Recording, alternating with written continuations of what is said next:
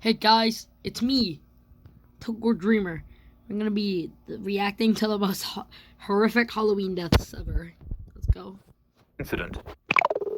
By a talking hat, by the way. On a Halloween night in 2011, a small home on Winchester Avenue in Chicago quickly became the scene of a night. That's how you know it's already cooked. It's in Chicago. That's how you already know it's cooked. Trick-or-treating, a grown 55-year-old man fell into a fury with his partner after discovering that his bag of Hershey's candy was missing. He was convinced that the 49-year-old woman had taken it. And what started as a petty accusation quickly escalated into a heated argument. The shouting grew louder and tempers boiled over. In desperation, and perhaps in an effort to also protect herself, the 49-year-old woman hurled a plate at the man's head, striking him in the face and cutting above his eye. That is crazy. All this for a bag of Hershey's, by the way. Wait, how much should Hershey's even cost? Wait, hold on. Hershey's cost $2. $2. She literally, like, almost killed him for $2. That is crazy. Later visible in the mugshot taken of him, only stoked his anger further. With dripping down his face, the man reached for a kitchen knife, and consumed by rage, he lashed out in a frenzy, striking the woman multiple times. Bro, again, all of this for $2, by the way. $2. And maybe like, they were too broke, and that's why the 48-year-old man was... Wait a second. Is this guy a pedophile? He might actually could be, because... Who's a 48-year-old man going out on Halloween? It's crazy, it's crazy. Hearing chaos and screams echoing from inside the home. Unsure as to whether or not the noises were Halloween decorations, police were eventually dispatched to the area. When officers arrived, they found the woman gravely injured. She was rushed to Cook County Hospital, where she lingered in critical condition for nearly a week. Dang. Despite doctors' efforts, her injuries proved fatal, and she later passed on November 5th. That is literally a day from my birthday. My birthday is literally November 16th. That is actually crazy. That is crazy. Arrested soon after and booked on felony charges. What had begun as a trivial Halloween quarrel between two adults ended in one of the most brutal of ways. Costume malfunction. Is this Five Nights at Freddy's, bro? I swear, if it's a Five Nights at Freddy's suit, bro, I'm done. At a thriving Halloween carnival, a 51-year-old man would step into the bustling streets dressed in a costume of burlap and straw, eager to join the thousands. Okay, good. I was about to say, if it was a FNAF costume, and also, what is it with these 50-year-old men going out on Halloween? It's fine if it's a birthday party, party with no kids, but 50 and you're going up for Halloween, that's crazy. Pulsing lights and music. But in a sudden, tragic turn, the man's night of festivity shifted into pure trauma. The man joined the crowd in an energetic dance. Is that Kane from the Amazing Digital Circus, bro? That is crazy. Can't believe King joined the fun alongside with Finn and Goku. It's canon. Wait, also Blue Dude's here. I didn't see that. Blue Dude's here. Excitement, he wanted to take a break and light a cigarette. In his attempt, the flame from his lighter caught the edge of his costume's hood, and in an instant, his entire outfit ignited. Due to its material, the costume was Dang, crazy. I guess you could say his costume is fire. I'm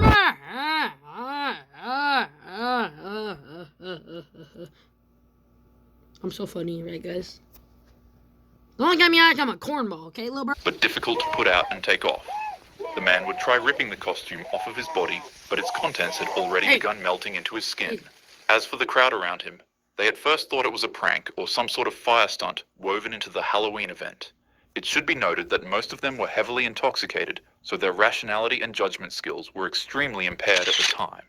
As the blaze spread violently, it swallowed him whole like a torch. His figure staggered into the mass of dancers engulfed in fire with his arms flailing in a desperate panic. Did he say massive? Do you know what else is massive? Get out! Arms flailing in a desperate panic. People continued cheering. Individuals were so impressed by the stunt that they had begun. Goku just stole my joke, bro. It's crazy. Only when the man's screams got louder than the music at the carnival did a few sober witnesses realize what was going on. They rushed in to help and tried to rip off the burning pants and jacket that were now clinging to his skin. People took water bottles from their backpacks and emptied it onto the blaze, while others in the crowd continued chanting, snapping pictures, and dancing to what they perceived as a stunt. When the flames finally calmed, he was barely recognizable. Despite being rushed to the hospital, the man ultimately passed away from his wounds. Imagine dying because people thought you were like a circus tracking, bro. That's literally crazy, bro. Like, dang. It's actually crazy. Oh, Mia, what's good? My dog's over here, bro.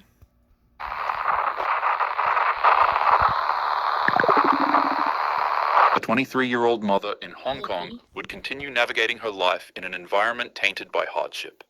She was an orphan as a child, and as she grew up, she became addicted to abusing substances and other things. She worked at a nightclub in one of Hong Kong's red light districts, Tsim Sha Tsui, where a 34-year-old mob boss frequently visited her for services. The gangster was known to be extremely dangerous as he had a horrible temper and would often do cruel and unusual things to people who wronged him. One day... That's actually crazy. Freaking pineapple on pizza and JJK spoiler. So, I'd be crying too if I saw JJK spoiler. I absolutely hate JJK. I think it is a garbage anime in my opinion. It doesn't have a good plot for me. I only think the characters are good. No offense. Please don't attack me, JJK fandom. The mobster would accidentally forget his wallet at the venue. Upon seeing that it contained 4,000 Hong Kong dollars, the woman would secretly steal it to help her own financial situation for herself and her son. The mob boss found out, and out of fear of what he'd do to her, she immediately returned the money back to him. However, he wasn't satisfied. He demanded that she pay an additional $10,000 back to him as an interest fee for her thievery. Obviously, she couldn't meet those requests. On a calm night, as the woman made her way into her apartment after her shift, she'd hear knocks at her door. Her son's definitely It would be 3 members of the Triad gang and a young girl who claimed that they wanted to settle the dispute with a more reasonable fee. Also, side note, the young girl seen here is actually the mob boss's girlfriend. Hey. Remember how I said he's 34? Well, she's 20 years younger than that. That is crazy. Yo, Future Jax, throw in a vinyl boom for me. Will you? Thank you. That is actually crazy. I foreshadowed that. I did not know there was going to be actual PDF files. That is actually crazy. Yeah. Anyways, as soon as the woman opened up the door, they ripped her out of her apartment and drove her to a rundown flat on Granville Road in Kowloon. It was there that her final horrific month of torture began. Her captors beat her with pipes, suspended her in the air with wires, burned her with wax and plastic, and rubbed peppery spices into her wounds. Each day blurred into the next. It was a cycle of torment designed not only to punish her, but to strip away at her humanity. Neighbors heard nothing beyond the walls, but within them, suffering was routine. After nearly a month of agony, her body could no longer endure the mistreatment, and she would pass away from the monstrous acts of the gang. Upon realization, the mob boss had his men disposing of her remains in bags and pieces to clear themselves of any evidence. However, in a grotesque and cruel twist, the boss would have her skull boiled clean, polished and preserved, and then stitched into his girlfriend's Hello Kitty plush. Actually, I don't really feel comfortable considering her his girlfriend. I mean, the man's quite literally old enough to be her father. But nonetheless, night after night, the young girl would be faced with the doll as she lived with the mob boss, and he kept it in the flat they were living in. She wouldn't be able to escape the sight of the toy, and as time went on, it began haunting her. She'd start seeing hallucinations and apparitions of the woman's ghost. The spirit would follow her every day, weeping dreadfully. It'd stand by the corner of her bed, staring at her every night, and if the girl ever fell asleep, it'd show up in her dreams as well, and turn them into nightmares. Dang. That is quite literally Freddy Krueger. Doesn't he, like, appear in your dreams? I mean, my dreams are, like, always cooked. I haven't had a normal dream in a while. He said that it kept haunting her while demanding justice. It got so bad that the girl developed insomnia, and for weeks, she'd barely eat or sleep. Eventually, she broke. Bro, what is this clip? And for weeks, she'd barely eat or sleep. Why are you in the shower with your clothes on, bro? What is this, bro? Are we serious? She broke. She ran to a nearby department, and reports from the Kowloon police station say that she turned up at the building shaking violently. As mentioned from witnesses, rather than her saying that she has a crime she needs to confess, the first words that left her mouth were something around the lines of, "I keep seeing her. I can't sleep. Please, she won't stop crying. She won't leave me alone." She was literally traumatized. The girl told police absolutely everything they needed to know, and officials set out to arrest everyone who was involved. The three men. Actually, they don't really deserve to be called that. The three criminals were all sentenced to life in prison with a 20-year minimum before parole. The young girl was placed in protective custody, and after the trial, it was noted that she was seeing the ghost less. However, she'd still go on to experience nightmares and auditory hallucinations of the woman weeping. The last thing that was heard of her before she was relocated with an identity change was that she was being given psychological treatment and correctional therapy. These aren't just horror stories, they're real events. And they're all so wrong, in so many ways. Halloween is meant to be scary in a fun manner, not in a cruel and dangerous one. To ensure that happens, make sure to group up, stay close to your friends, drink responsibly, and always check your candy twice. Take care of yourself and keep your loved ones safe. Without further ado, have a happy Halloween. Thanks. Did I jump scare you? Yeah, I bet I did. You coward. You make me sick. Get up! Your weakness is pathetic. Oh, thank you.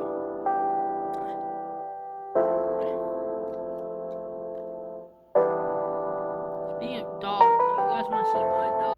Yo, Mia, get over here. Mia. Get over here, Mia. Yeah, come on. Yep. The dog reveal.